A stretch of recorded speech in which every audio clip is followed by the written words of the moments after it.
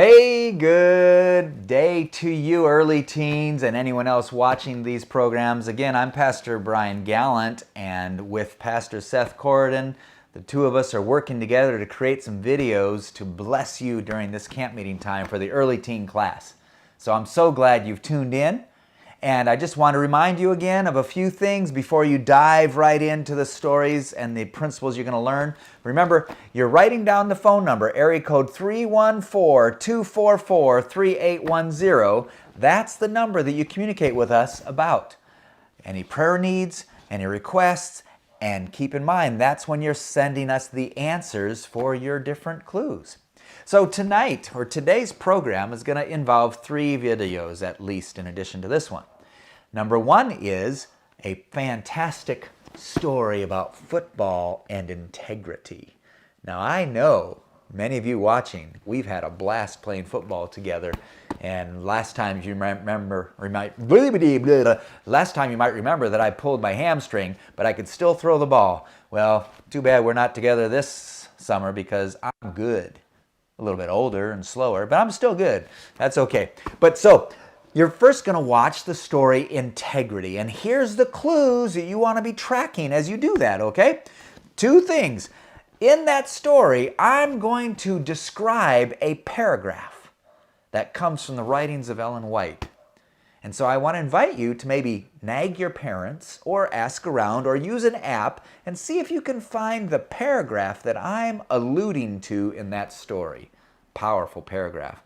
And then the second thing you can do is I want you to take your Bible or your app or whatever and find 2 verses that you like from the Bible about honesty and integrity. And put them into your document that you're saving to send in. Because remember, we're going to take the top 5 answers and they're going to get a gift certificate for the Adventist Book Center. You're going to love that. Get everything you choose there with what the amount that we send you. Okay? Then you're going to watch a story again from Pastor Seth about animals. Ooh, exciting stuff. And then you'll come back and you'll close out this meeting time by watching another Uncle Bryan story with repeating about an onion. And as you watch that story, I hope it touches your heart deeply. And some of you may want to pray and see if there's somebody you need to think about because of that story. So hey, glad you're here, early teens. May God richly bless you. I look forward to seeing and hearing your comments, letting us know what's going on in your world so we can pray for you. And we are praying right now that He will use these stories to touch your heart and life. So, remember the phone number, 314-244-3810. God bless. See you next time. Ooh, looky there, we got a football. Hey, I'm happy to be with you again. Young people from far and wide, from around the world, this is Uncle Bryan's Stories Worth Repeating, and I'm so glad you've joined me today. I have told stories around the world to many different children and people in different languages even, so I'm thankful that you're with me today. This is a great story. So I need you to imagine this. The story is a few years ago, so use your memory, think back, imagination, but the story starts in a stadium.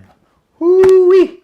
And there you can hear the announcer saying, and the University of Chicago team, there they are, they've got the football. There's the snap, they're looking from side to side and they're getting ready. And the quarterback is there, and there's the call and the snap, and the quarterback gets it, and he hands it off to the running back, and the running back goes running to the side, and there he is, he turns the corner, no one gets him, he's right down the sideline, he's running, he's at the 30, he's at the 25, he's at the 20, he's at the 15, he's at the 10, he's at the 5, touchdown! Yay! The University of Chicago puts it in, 6 more points, they take the lead.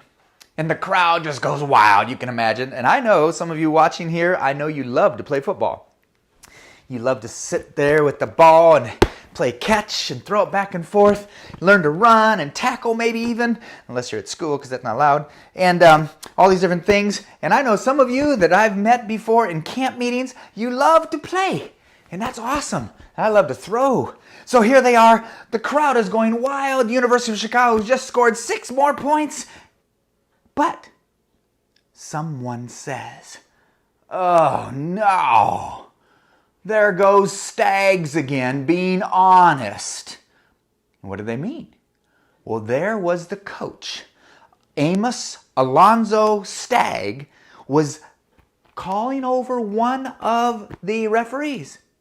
And they were having a short little talk. Now, this was before the time of instant replay and cameras everywhere. This was when you played the game, and everyone just watched and did the referees did what they could. But Staggs was talking to the referee. And all of a sudden, the referee said, "Take the points down." And the crowd says, "What? No!"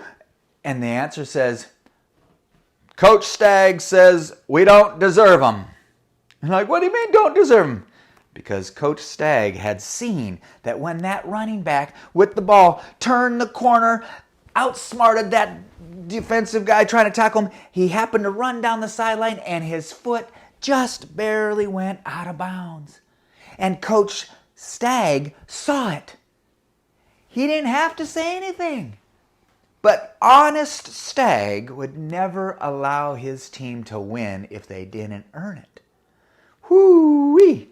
And he told the ref, "We don't deserve it. Take the points off." And sure enough, right there with all the people watching, and some of the folks going, "Boo, not again." But there were other folks that realized that is an honest man. Now you might be asking yourself a question. Is it possible to play sports and be honest and to win? Well, I've got some news for you. You probably haven't heard of Coach Stagg, but history has. In fact, according to Time magazine, he was one of the greatest coaches. He won 273 games. He led the University of Chicago to 7 Big Ten titles and victories. In fact, there were even 4 of his teams that never lost a game. Whew! Can you imagine? Integrity matters. Skill matters. Being honest, being a person of integrity, absolutely amazing. In fact, more than the winning though, those of you who love football, let me ask you if you've ever heard of some of these techniques. How about the huddle? What's the huddle? That's when the team all gets together and they talk together and they kind of close out so the other people can't see what they're thinking about. And they say, "Okay, you're going to do it on 4, go on the sweep to the left," and all those things. Coach Stagg is the one who created the huddle. Before him, no huddle.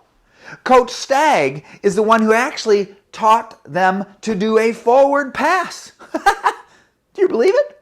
Forward pass. That means that he was at the beginning of the game of football and they were just doing runs and shuttles and all those things, but he taught them to do the forward pass. Also, he was the one who invented the onside kick. You know, where they put it up there and the other team's getting ready for a big blasting kick, but no, they kick it in a certain way and it crosses a certain space there just enough, and then the other team can get the ball and boom, it's theirs. The shift, the man in motion, the onside kick, like I mentioned, all of those inventions came from Coach Stagg, the honest man with integrity, who won a lot of games and taught his young people and the people who played for him to play with integrity and honor. You know, boys and girls and young adults and old people watching, I want to invite you to be like Coach Stagg.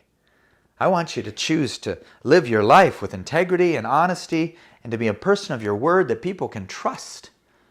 Now, Coach Stagg, he died in 1965 and he was 102 years old. 102 years old.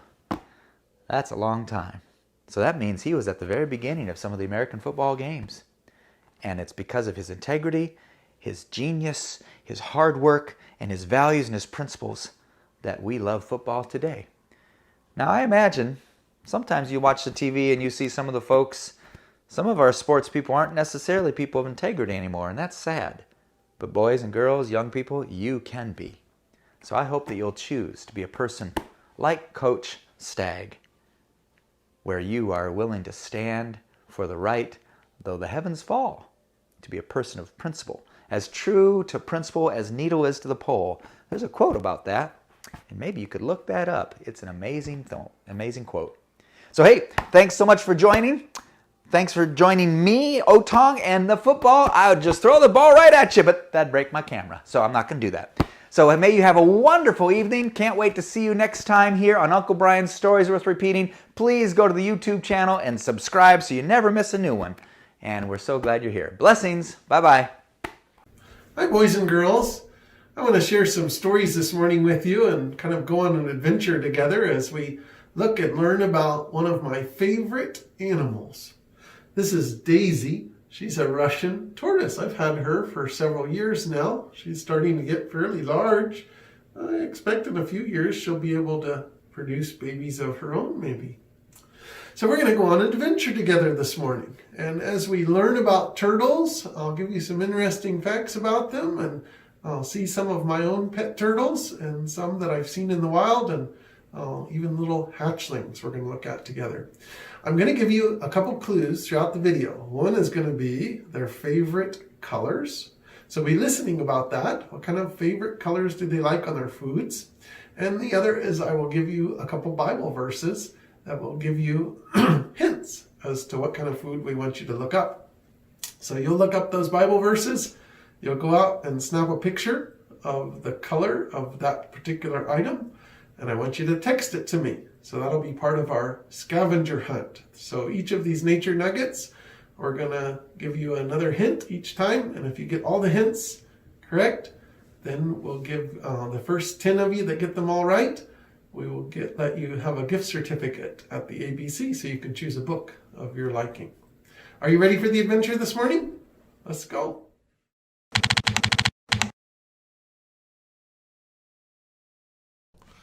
Boys and girls, let's go on a safari and see if we can't find some turtles. My favorite animal.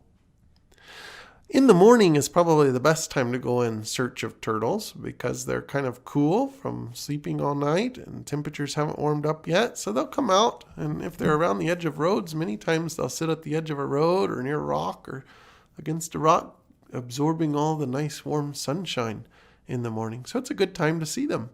Another, if we're looking for box turtles, is just after it's rained. They love to come out and travel around after it rains. I think they're looking for worms and grubs and things that have been forced to the surface. And so they love to travel around hunting for bugs in the morning. Let's check out in this woods and see what we can find up here. Do you see any turtles? I don't see any yet. They blend in pretty well. Oh, check it out. Can you see the turtle? Do you see it? It's not a rock. It's a turtle. Do you see it now? There it is. This is probably a three-toed crossed with an ornate box turtle, I would guess. They hybridize, meaning the different types of box turtles will interbreed together where their territories overlap. Look at how bright of a yellow head this one has. And if you were to count the toes on his back feet, he has 3. This is probably the more common box turtle in Missouri, the three-toed box turtle. Do you see that mark on his shell? I'm going to tell you about it in a minute. Oh, he says, let me down. I am out of here. Look at how bright that head is. Notice his eyes, too. They're bright red or orange. That's usually a sign that they're male when they're bright like that. Females will have duller colored eyes, like a brown or a rust color. Males have the bright red or orange and are prettier generally. The bottom of his shell is a little indented. That's also a sign that it's a male.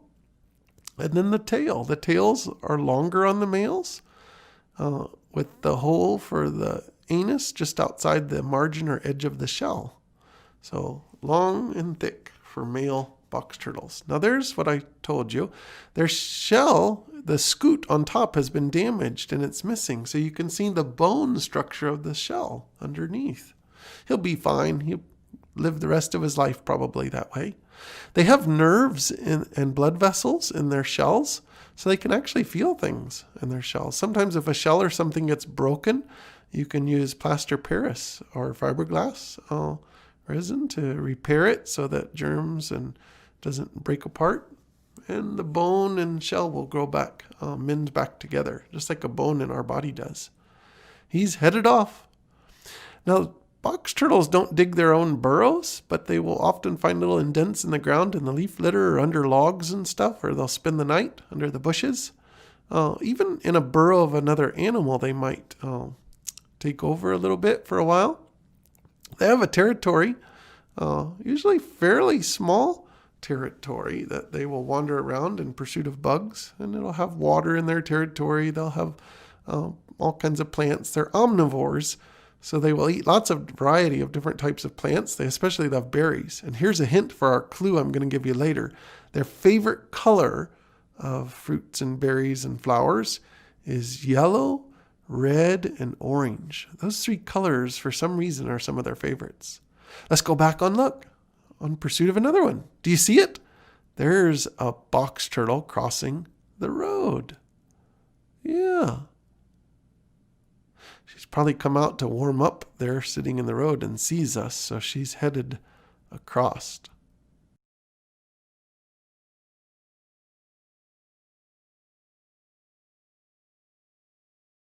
Look at her go.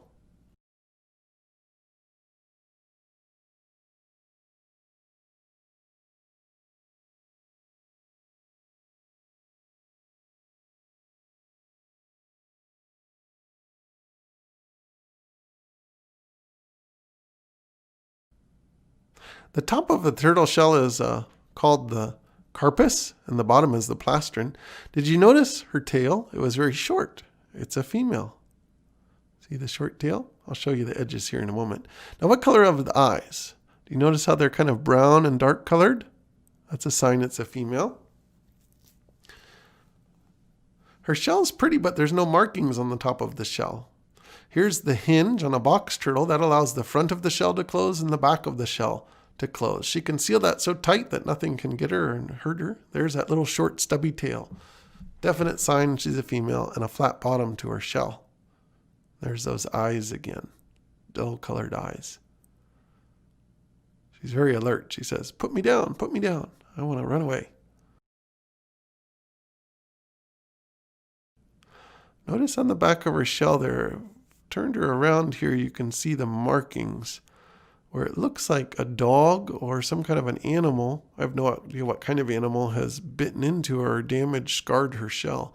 That'll be with her probably the rest of her life. It may have even happened when she was much smaller, when the shell was softer. But again, her shell closed up and it protected her, so whatever was after her trying to eat her wasn't able to do it. She's headed off. Let's see what else we can find. We'll travel through this field. I want to check the edge of that hill over there and see if we can find any box turtles over in this area. Caitlin, my daughter, is in pursuit with me. She loves to hunt for box turtles too. Oh, I see one. Do you see it? Remember, they like in the morning to come out and warm up. They're on that black log. Looks like fire has burnt the log. Here's a box turtle. They come in lots of colors and varieties. Can you tell me if it's a boy or girl, kids, looking at it? Dull colored eyes. Boy, girl? Yeah, that's a sign that it's a girl. Kind of yellowish eyes in this turtle's case.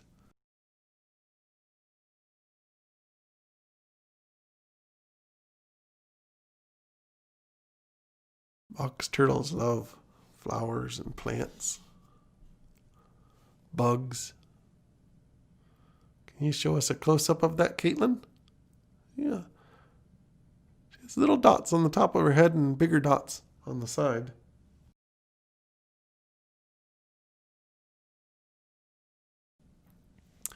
This is a water turtle. This is actually a painted turtle. This is Caitlin's pet painted turtle, a Midland painted turtle named Bubbles. It's about the size of my thumb.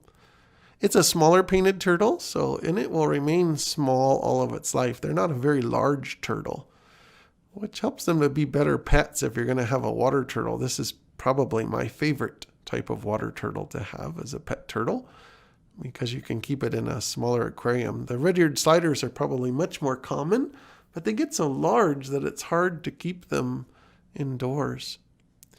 Now, these are very common in Missouri and Iowa and Indiana, this part, really all across the U.S. Here's a female at my parents' house just above their pond that's digging a nest. She's going to lay some eggs. So she's moistened the soil there, probably peed on it to do that. And she's now digging with her back feet. She'll dig just as deep as her back feet can reach. And that'll be the bottom edge of her nest. And she'll lay her eggs in it, usually in the late spring, early summer. They mate when they first come out, and they'll start laying eggs right away, or fairly quickly. And they'll hatch mid to late summer and even into the fall. Now, sometimes what's interesting is when they hatch in the fall, they'll do something called supercooling, where they can remain below freezing without actually freezing. So here's the same nest later. This is the next year in the spring. So these guys have supercooled. They'd remained in the nest over winter, and they begin to hatch. I can't remember how I knew, but I realized it was time for them to come out. So I started digging at the top. Maybe one turtle had come up. I had marked this nest, so I knew it was here. That's the one that the mommy was digging, you saw. So here's the little babies coming out. These are eastern painted turtles. There's midland painted turtles, eastern painted turtles, southern painted turtles, and western painted turtles. Westerns are the largest. Midland and eastern, I think, are the prettiest. So here's 2 baby painted turtles out of that nest. I think I found 5 painted turtles out of this nest. They have long tails at this size. It's harder to tell if they're boys or girls, though. They all have about the same long tail. 5 little baby painted turtles. Here, they're about the size of a quarter, or a nickel to a quarter. And we've put them in this little container where we can feed them and allow them to grow bigger so that they can be turned loose later. Everything eats them while they're this small, so we want to keep them till they're a little larger. Here's some adults in a pond. Now you'll notice this is a male and a female. The female's larger, the male's in front there. He's smaller, but he has the long toenails on the front of his foot. And he likes to wave those in front of the females to impress the females. Kind of the opposite of humans. Humans, it's usually girls that have the pretty fingernails. But in the turtle world, it's the boys that like the pretty fingernails. They can stay underwater a long time. In fact, in the winter, they hibernate under the water. At the bottom of ponds and stuff, they can actually get oxygen through their throats, through the blood vessels in their throat. They can absorb enough water to hibernate over the winter. Oh, another one, a bigger one, has climbed up on the back. I think that's also a big, large female. And when they're all lined up on a log like this, turtles have the unique ability to allow half their brain to sleep at one time. So they don't have to go totally asleep. They're half alert all the time that way. And a bunch of them on a log, any one of them notices an enemy out of the eye that's connected to the half of the brain that's awake, they will all dive off into the water. Ducks and stuff sitting on a log will do that as well, where they'll sleep with half their brain, allowing the other half to rest. So always half alert. Here's Bubbles again. Caitlin's going to let him walk around on the pavement. We'll show you Bubbles eating here in just a second. We found Bubbles walking across the road one morning when we were out on our morning stroll. He was a newborn hatchling. He had probably supercooled over the winter and hatched in the early spring. So he was probably laid in the late fall and hatched that winter. But rather than coming up out of the nest, he remained in the nest for the winter. Here's him, Bubbles, in his little 10-gallon aquarium inside. He loves to beg. Painted turtles tame very quickly. And so he knows that Caitlin is ready to feed him. So he's there at the edge begging for the food. So she's dropped one in. He doesn't see it. He sees her. Oh, there he sees her finger. There's the food. So this is Bubbles the turtle eating his food. They're omnivores like the box turtles. They eat a lot more of bugs and stuff in the wild. They would also eat little fish if they could catch them. Crayfish, bugs.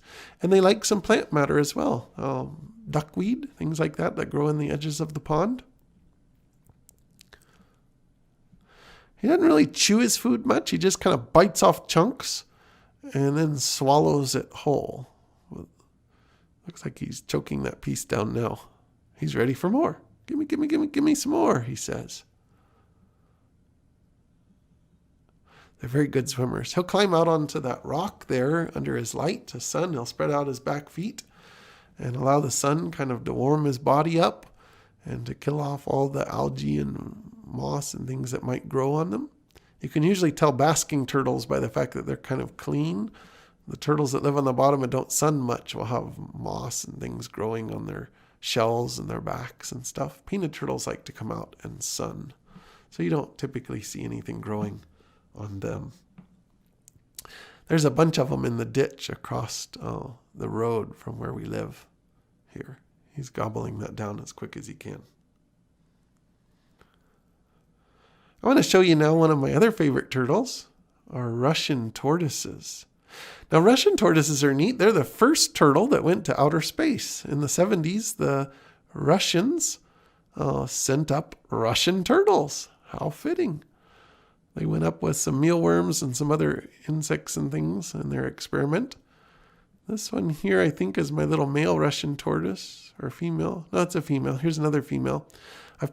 You can tell by the tail there, the short stubby tail. This is Shelley, my largest female.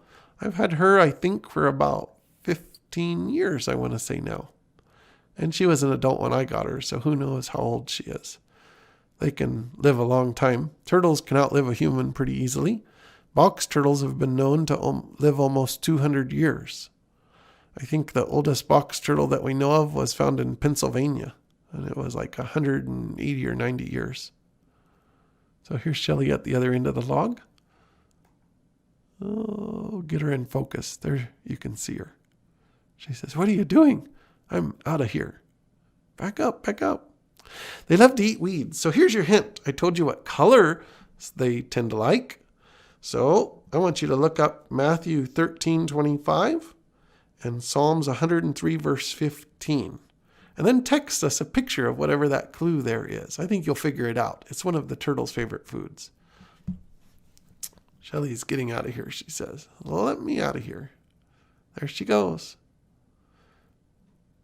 Here's a little male. No, that's a female too. I've put fingernail polish on the backs of their shells so when they hibernate in the winter, I can measure how much they weigh and calculate how they're doing in hibernation. This is Shelley. She's the one that I told you is my favorite, my oldest. She's large enough to have babies now, but look at her front feet. She has those long, stout fingernails that allows her to dig a nice, deep burrow. They can dig a burrow about 30 feet long at an angle downwards, and they'll just move when they're hibernating in the winter. They'll move up and down that burrow till they get the perfect temperature. Now, I hibernate mine in the refrigerator, actually, in the winter. It's good for Russian tortoises and box turtles to hibernate. It helps their immune system. Otherwise, they get a little too fat when they eat year-round. But hibernation helps them to maintain a nice trim weight, live longer. She's letting me pet her here. She's very fascinated with people. If you sit still outside, she'll come wandering over to you to see what you're doing. There you can see that short, stubby tail. She's about as large as she's going to get. Russian tortoises are one of the smaller tortoise species. The one that's very common in the pet shops right now are the African spur thighs, and they get very large. They're the third largest tortoise in the world. Much too big for anywhere that I would be able to keep them. Here's another Russian tortoise. They love the weeds, so I set up my pin here for them so that they can eat all the weeds out of this grassy area. This is a little male. Now they're dimorphic, meaning you can identify males and females by visible signs. One of them is that the males are smaller in size than the females. The females get much larger. Notice the tail again. It's a long, thick tail. On a box turtle, that would be a male, right? A Russian tortoise, same thing. Long, thick tails are the males. Short, stubby tails are the females. Here they're eating strawberries. Remember their favorite colors? Red, orange, and yellow? They love strawberries. Russian tortoises are better to eat a plain diet, though, of weeds and not have too much fruit. So usually I keep them separate. They can have a little fruit once in a while. Box turtles, you remember, can close their shell tight, so no predators and things can get them. But when they see their favorite food, strawberries, sometimes box turtles will eat so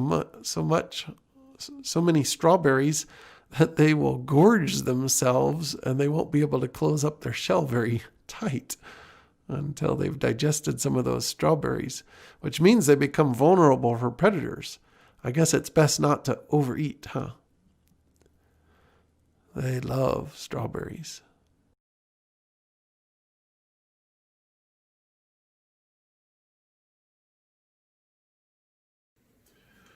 Well, boys and girls, I hope you enjoyed some of those videos and little interesting tidbits about turtles. They've been one of my favorite pets since I've been a young child. In fact, when I was a kid at my grandmother's house, I caught some box turtles and couldn't find a cage to keep them in, so I had fastened a little rope onto the back of each of them, had them all tied out on leashes to a tree. I doubt if the turtles liked that very much, but I tied them with yarn and some of them pulled loose and broke free.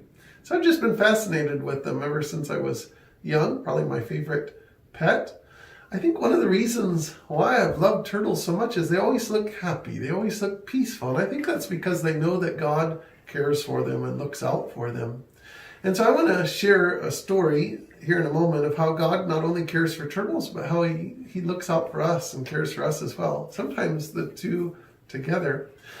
I know that you've been cooped up and there's all kinds of stuff we don't know about this coronavirus. We don't know what the future holds with it, but God does. He knows the end from the beginning.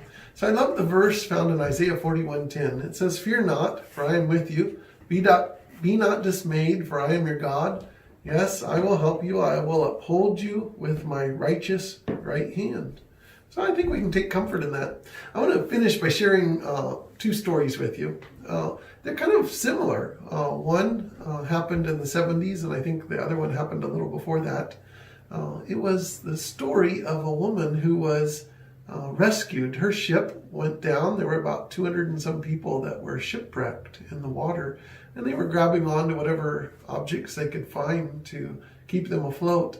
Well, she reached up and grabbed onto a large object in the water that had swam up next to her. There wasn't anything else around, and she couldn't keep swimming, so she grabbed on and hung on for dear life. It was a giant sea turtle, and it swam and kept her afloat for 2 days until a rescue ship from the Philippines saw her and came up next to her. The turtle, what's interesting is that God apparently directed that sea turtle, and it did not go down for food for 2 days. It just swam in the ocean, heading for safety to keep the woman afloat. And as soon as the flotation device was thrown to the woman and she was able to grab onto it and be pulled aboard the ship, just shortly after that, the turtle went down below the waves. God sent that turtle, I believe, to save that woman's life, to protect her, to care for her. Just as our verse in Isaiah 41:10 says, God cares for us. He looks after us. His righteous right hand upholds us. So I hope that you end up with some stories, some adventures that you can find with turtles, maybe as you go outside and look around. By the way, did you figure out what the clues were in the video? I gave you the color, favorite color of the turtles, and I gave you a text with the clues in it. So go out and see if you can find a turtle. And maybe you can find the clues and text them and send them to us. Have a good day. Are we ready? It's already going? Huh? Hey, this is Uncle Bryan's Stories Worth Repeating. I'm so glad you joined me. I got caught off guard here. Welcome. Today we're going to hear a fantastic story about onions. Onions. Do you like onions? I don't like onions. Well, my wife makes them okay for me and I eat them, but if you were to give me a chance of biting into a great, big, beautiful onion like this, I'd think you're crazy. Crazy. Fruit Loops. But that's not what the story's about today. This story comes to us from Uncle Arthur's Bedtime Stories again. I hope you're enjoying these stories together. And Otong, you're going to help me today a little bit. You guard the onions, okay? Got it? Understood? All right, very good. So this story goes all the way back in time to a time in the United States history, a long time ago, before we had cars, before we had electricity everywhere and telephones and things like that.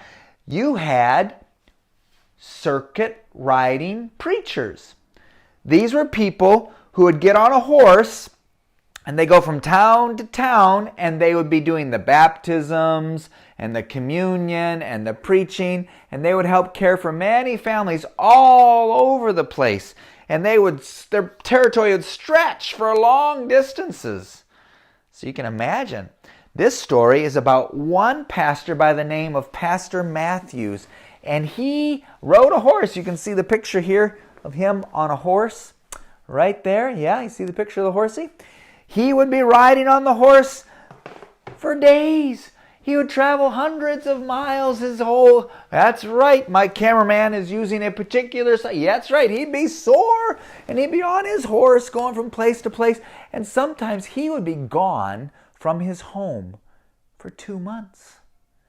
2 months at a time. That is horrible. But he was so committed to sharing the Bible with people that he was there to serve, to help them with their baptisms, with communion, with dedicating their babies, and praying for the families and the church members. And so he would travel. Well, Pastor Matthews, at home, he had 12 children. 12 children. That's a lot of kids. Well, so they had a big family. And so his wife and the children, they would keep everything going when he was gone. And sometimes when you're gone that much, it gets hard. Hard for the whole family. Can you imagine? 12, I don't know how many babies do orangutans have, huh? That's something you guys could look up on Google or something maybe later. Wonder how many. I don't think they have a whole lot. I think they're a little bit closer to smaller litters. Do you know, Otang? Do you know how many? No? How many kids do you have, Otang? You're stuffed. He doesn't have any kids. Okay, but so imagine their house doing all these things. So Pastor Matthews was out, and finally one time he came back after being gone for quite a while, and his oldest son named Jack, his oldest son had not done something he was told to do. And Pastor Matthews was not happy about that. And so they had some strong words, and he said, Jack, I told you to do that. You need to take care of that. And probably Jack argued back, because it's hard when mommies and daddies are separated for a long time. Sometimes the family has to just kind of take over and do what they've got to do. And maybe Jack began to think he was the man of the house, because he kind of was when his dad was gone.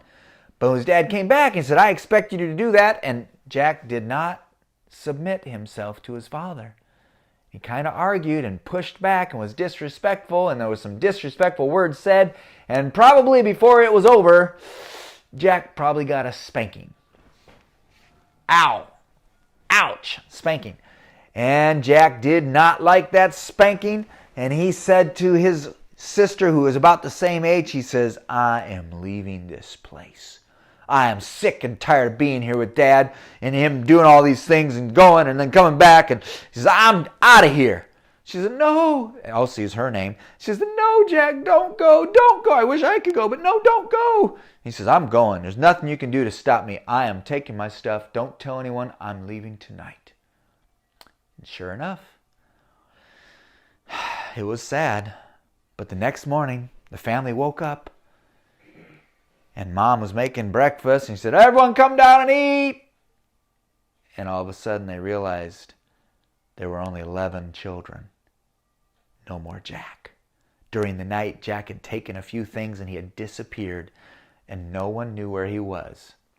Except probably Elsie, but she wasn't talking or sharing. And of course, Mom and Dad were very, very sad, and all the rest of the children, where's Jack? Where's Jack? We miss Jack. It was really sad. And so the family was not so happy for quite a while. And I imagine at some point, Pastor Matthews still had to get on his horse and go ride off and try to bless other families, even though it was hard at his own home. And so he would do that with a heavy heart.